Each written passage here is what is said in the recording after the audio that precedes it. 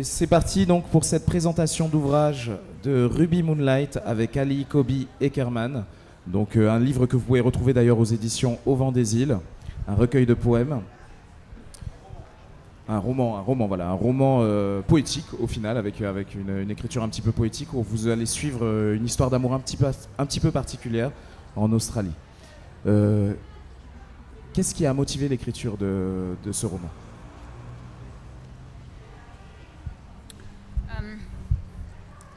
In Australia, we have a cultural protocol that we'd like to acknowledge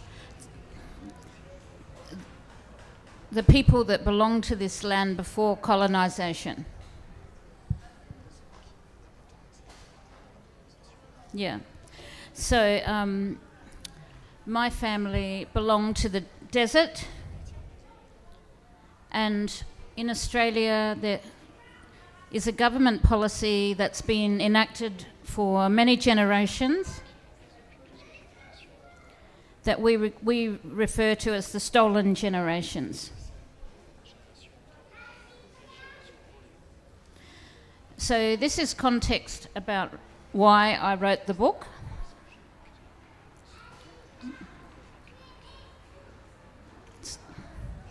So as a baby, I was stolen from my family. And then when I was young, I was not allowed to keep my firstborn child because of my Aboriginality.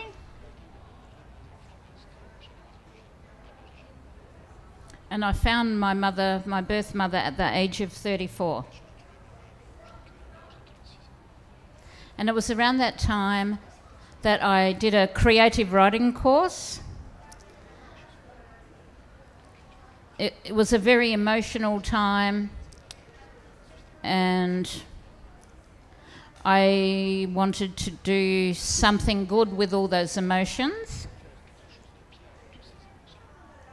And poetry was my healing. And I got a job teaching literature to young Indigenous kids all across Australia. So I was travelling many places. And it was quite shocking to hear all about the massacres. There are so many massacres, and there's so many different ways that they use to kill us. Like, I don't know, I think maybe all the children have gone and this little fella might not understand, but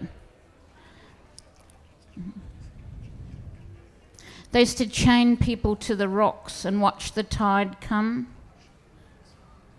And if anyone escaped, they would get shot because they would sit and watch all this.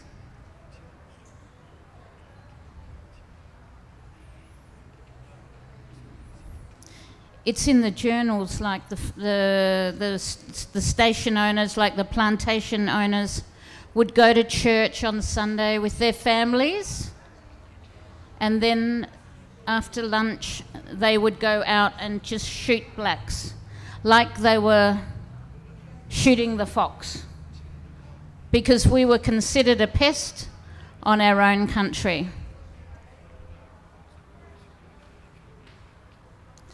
Even on the eastern side of Australia, where they first arrived, so they were well established and had brought out their culture from Britain. They used to bury the babies in the sand with their heads exposed so they could play polo.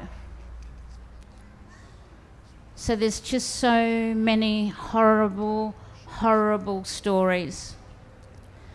And sometimes when you're driving and you don't know the story, you have to pull over in the car because the energy is still there and you just have to vomit. and you don't know the story, but you know something terrible has happened here. Because in Australia we belong to the land. The land does not belong to us. We have a connection. The sky is our father, but the earth is our mother. And there's like an umbilical cord of understanding that still exists even despite the removal.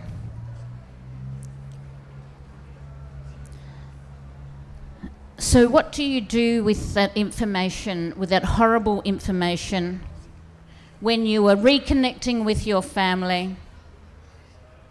I'm in my mid-30s, and for the first time I'm seeing people that look like me. And I think because of all the emotions, I spent a lot of time with our traditional healers, with our shaman in the desert. We have very powerful shaman in the desert. And they taught me how to listen, to start listening to the land and listening to the wind. And I used to be so angry and running around everywhere, you know. Wanted to fight the world. And they taught me how to sit quietly and start listening to what was inside. So there was a lot of pain that had to come out first. And there was a lot of reconnection with family that had to establish first. And then the storytelling arrived. So of course I wanted to write a love story and a survival story, because the horror belongs to the coloniser and the love and survival belongs to Aboriginal people. Surtout que, qu'on le veuille ou non, certaines horreurs demeurent aujourd'hui avec une forme différente. Par exemple, j'ai lu un passage dans une œuvre de Stan Grant où il expliquait que quand les enfants noirs atteignaient l'âge de pouvoir quitter l'école, il arrivait que certains proviseurs les convoquaient pour leur dire en gros, vous avez d'autres options que de continuer à vous éduquer. Donc en gros, quittez l'école quoi, dès que vous le pouvez. Donc cette violence et ce racisme passif demeurent en prenant certaines formes encore aujourd'hui. Donc le combat n'est pas terminé. Et qu'est-ce que tu penses de tout ça encore? The fight will never be over.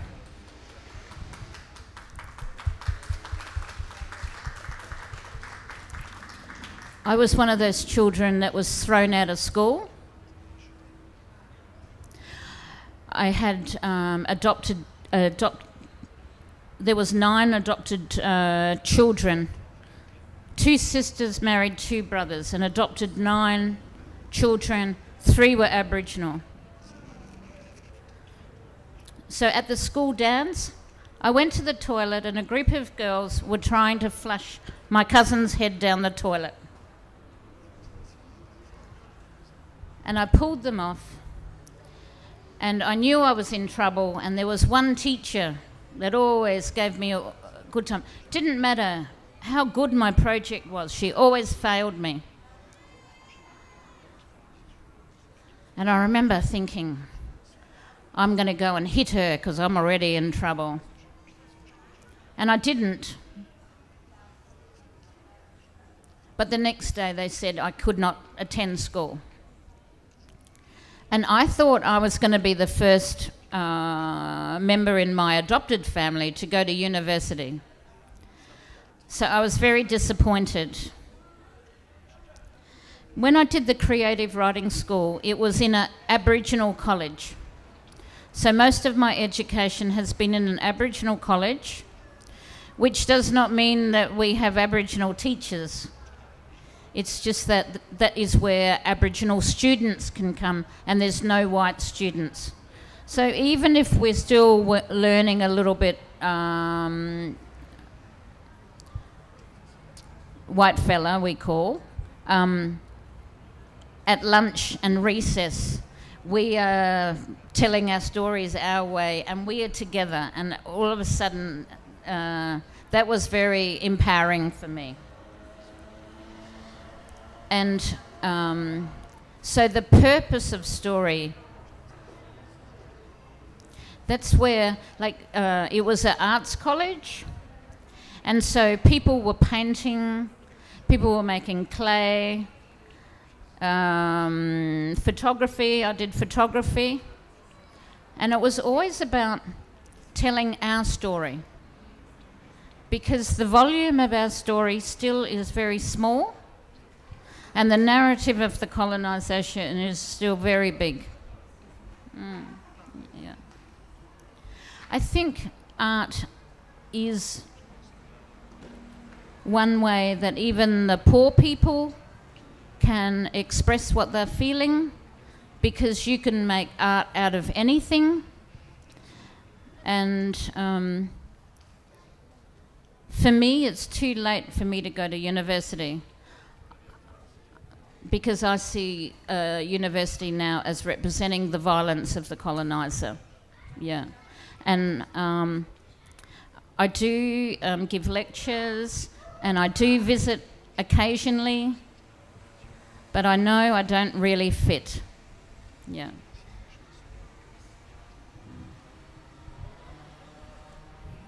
Du coup, tu utilises au final ton art pour passer tes messages, pour continuer à alimenter la lutte au final. Et aussi donner un message positif d'espoir et d'amour au final aussi à la population aborigène. Yeah, because you know, Australia's talking a little bit about truth telling, and but I don't think they really want to hear the truth. So we have a responsibility to keep finding ways to tell the truth in a way that they can accept and start to understand. Because in the process of my life changing so much, first when I was born and then at the age of 34, I know a lot about human nature, and I know a lot about fear.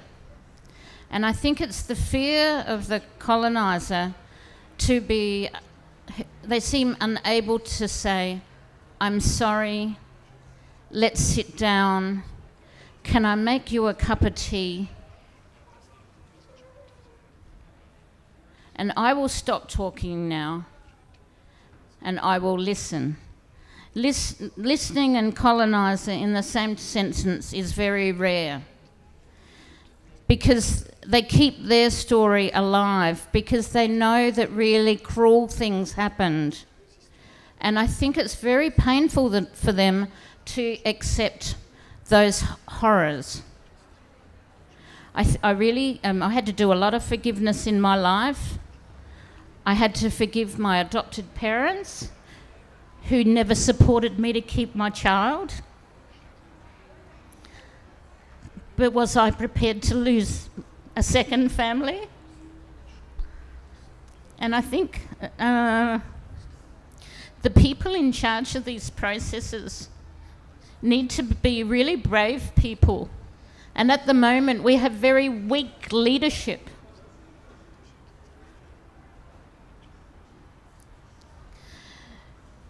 We talked a little bit, I've been listening about the young people protesting on the other islands after a referendum. Now, that referendum suits the white people, and these young people are going, I don't want to. We have the same in Central Australia, so maybe I should preface that I'm influenced by the young people in Central Australia who are burning cars, smashing up the ambulance, teasing the police, smashing the shop windows, shutting down the town, because they've seen their parents not get a good education, not be able to work, not get a nice house.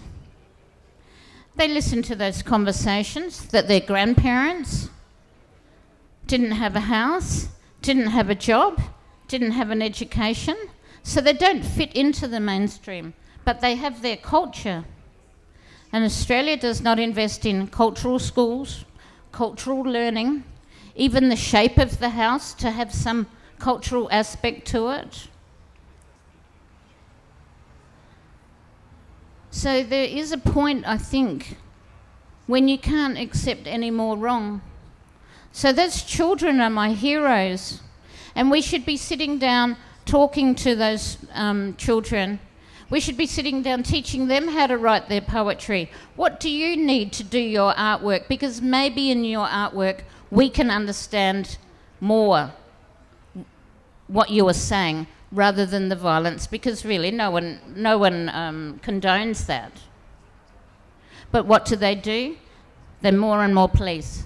More and more police. We have become an industry. Aboriginal people are an industry. They've lowered the age now to 10 years old in the Northern Territory. So if you're 10 years old and you smash a window, you're going to jail. And they're building bigger jails. Now, it's only like 5 years ago that we had a royal commission into youth detention, and they swore they would never do that again. 5 years, they're doing it again. They also lie. They lie, and they lie, and they lie. And my friend Lionel, who I'm talking about tomorrow, has a good saying. Until the coloniser can walk across the room with a true heart and a genuine handshake, nothing will change, because they will always be the enemy. They pretend to be our friend, but their heart hasn't reached the opening point for the truth and equality and equity to come. In the desert, we're still very poor people and have to be managed by white managers all the time. It's very hard to go and visit my family. They don't have a fridge. That house, all the water pipes are broken and no one's coming to fix it. People can't eat good food. They eat rubbish food. They're all getting sick from the food. When they get sick, they've got to go to the clinic. All the clinic's all white, and so then they just get all the tablets. So the tablets is making everyone sick. It's very sad. Ruby Moonlight, oh, she was a hero because she lost everything, and still she rose, and she found the humour in life, and she found love and adventure, and even standing up to her own people about deciding what she needed in life. That was the message of Ruby Moonlight. Yeah. Bah merci pour ce beau message, pour cette héroïne justement qui traverse tout ça et qui reste debout à la fin. Et merci pour ce témoignage très poignant. Vous pouvez applaudir d'ailleurs s'il vous plaît.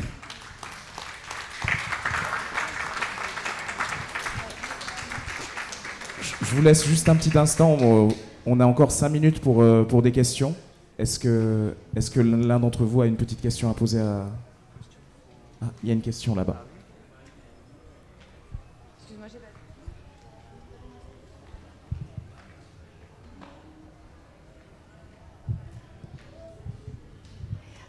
Hi, so thank you for your presentation. It was super interesting. I had a question because you said that you met your birth mom at the age of 34, right? Did you notice any difference in the way that you wrote before meeting her and after meeting her? Were you more confident about it? How did you manage to write before and after meeting her? Thank you. Please, can I have your name? Vanessa. Hey, Vanessa. Nice to meet you. Yeah. No, I wrote it after. Okay. I think people would be surprised about my life before I met my mother. I struggled a lot with drugs and alcohol. I didn't understand the feelings. So it was only when I met my mother and our family in the desert and our traditional family that was still practicing culture that that I could be responsible for myself. Thank you. It was 4 years after meeting my mother that my son turned 18, and so I could apply on his 18th birthday to find him. And so again, it was very life-changing to be the relinquished child, and then in 4 years to be the relinquishing mother. And that's what took me to creative writing, because my emotions were like a mountain. Yeah.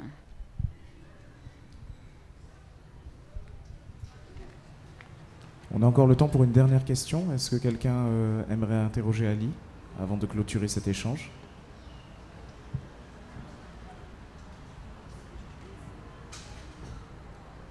Ben, on va remercier encore... Ah, il y a Christian qui a une question. I am Christian. Tu as gagné tous les prix avec tes livres, ton écriture, tes recueils, non seulement en Australie, mais également aux États-Unis, ce qui a forcément changé un petit peu ta vie ou tes revenus. Est-ce que tu peux nous parler un petit peu de ça et de ton engagement aussi pour faire que les écrivains aborigènes aient accès à des lieux d'écriture et que le combat que tu mènes soit développé et multiplié?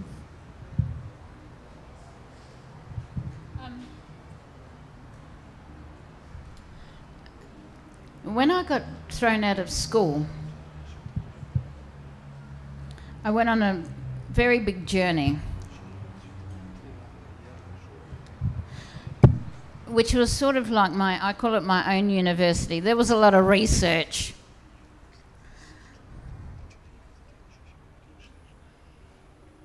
And the awards were very surprising. I would give them all up to go back and not give up my son. But we can't change the past, so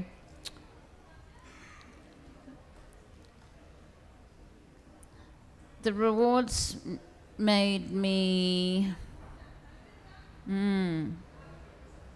learn to feel better about myself.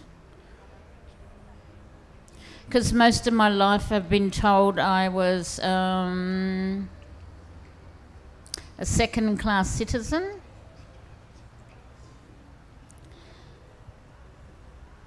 The awards gave me a new confidence, and I did turn my home into Australia's first Aboriginal Writers' Retreat, not affiliated with a university. It was very, what we call grassroots. It was very humble. We had no money. We ran it on like rations. And I truly believe that a government department would come and be supportive and amazed at what we were achieving, and sit down and we could talk about where I could get some money. But that never happened. What I saw, the best thing there, which also supports my writing, is that some people wrote one poem And they scrunched it up and they threw it in the fire. No, yes, it's burning. It's gone forever. They read it to the air and it's gone forever. But the next day, those people walk out like a queen because there's something in that process of taking that pain out and throwing it away.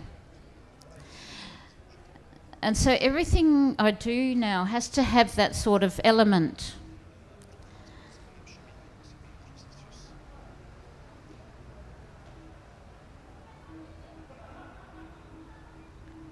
I think it's also very important when you get, people say famous, I don't like that, but when you get a bit known, there's the risk that people will try to change you, and it takes a lot of effort to stay true to your path. Yeah. And I think the way I was writing, because I had grown up in a German family who was still in my life, I'm still with my cousins, that in the way that I always had a respect for them at the corner of my eye. So writing my story, I didn't think it was beneficial to run them down, because they had also been tricked in adopting these Aboriginal children, that our parents didn't want us, our mothers had died, or they were just drunk in the street. When we found our families, that wasn't true. So they realised they'd also been lied to. And I think because I had that little bit of respect, that forced me to write in a particular way. And then when it was published, people from across the world could understand that it also was a story of colonisation. Yeah. Merci. Et merci à toi, Ali. J'aimerais qu'on applaudisse encore une dernière fois, Ali. Merci pour ce moment de partage. Merci pour toutes ces vérités. Et n'oubliez pas qu'en plus, vous avez une dédicace de Ali du côté d'Auvent des îles et vous pouvez retrouver Ruby Moonlight de ce côté-là. Merci beaucoup pour ce partage. Merci beaucoup pour cette émotion. Et merci pour ton authenticité.